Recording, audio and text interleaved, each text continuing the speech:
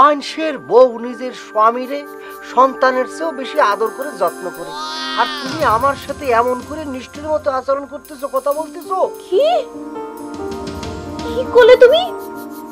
স্বামী সন্তানের মতো এরা মনমরা হয়ে কি ভাবতেছো? কি কব বউ, আমার তো মনে হচ্ছে কাশেম ডাক্তার কোন ডাক্তারের জাতের মধ্যেই পড়ে না। কে কে আবার আজ পর্যন্ত আমার ব্যায়ামটাই ধরতে পারলো না। আচ্ছা, আমি তো দেখতেছি তুমি একটা সুস্থ সবল আস্তা মানুষ, তোমার ব্যায়ামটা কোনে আমি তো সেটাই বুঝলাম না। আচ্ছা বউ, তুমি আমার সাথে এমন করে নিষ্ঠুরের মতো কথা বলতেছো কিসের জন্য?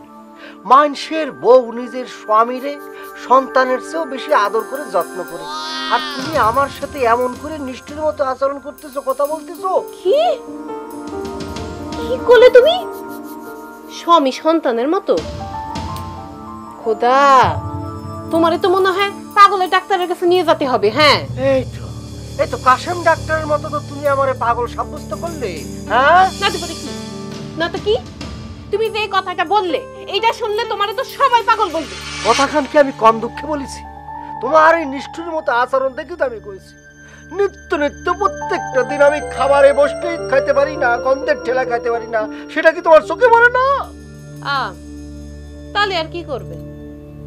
যাও, একটা কাজ করো, সদরে গিয়ে বড় একটা ডাক্তার দেখাও, দেখো ওই ডাক্তার তোমার কি ব্যারাম সেটা ধরতে পারে কিনা। সেটাই যেতে হবে।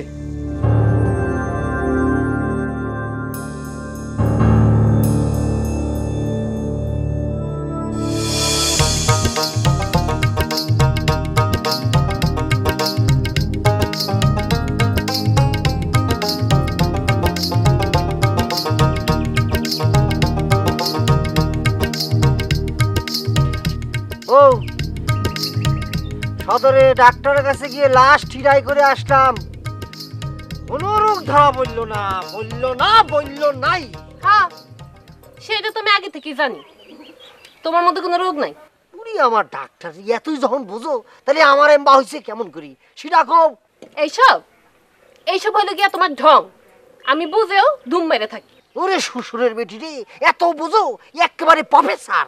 এখন ইচ্ছে করতেছে কি জানো, ইচ্ছে করতেছে ভাদ্র মাসের তাল তোমার মাথার মধ্যে ঠাস করে একটা ফেলা দিই। হ্যাঁ, ওই যে উচিত কথা বললাম, এই জন্যে। উচিত কথা বললে তো ভাদ্র মাসের তাল তুমি মাথার উপরে ফেলাইবাই, এটা ছাড়া তুমি আর কি পারো? কি জন্য প্রত্যেকটা দিন খাইতে বসতেই এই মাছের মধ্যে, খাবারের মধ্যে এই আস্তে আস্তে গন্ধ আসে। কই থেকে আসে? এই আসতেছে আসতেছে, কই থেকে আসতেছে? হ্যাঁ, মানে মনে হয় একদম বাড়ি সহ গন্ধ হয়ে গেছে। যত সব আজে বাজে কথা। এই জন্য কই গন্ধ কিসের জন্য? ভালো করে ধোও নেই, ভালো করে ধো। এই মাছ তো ভালো মতো ধর কি আছে, মাছ তো সারা জীবন পানির মধ্যেই থাকে। কি কাজটা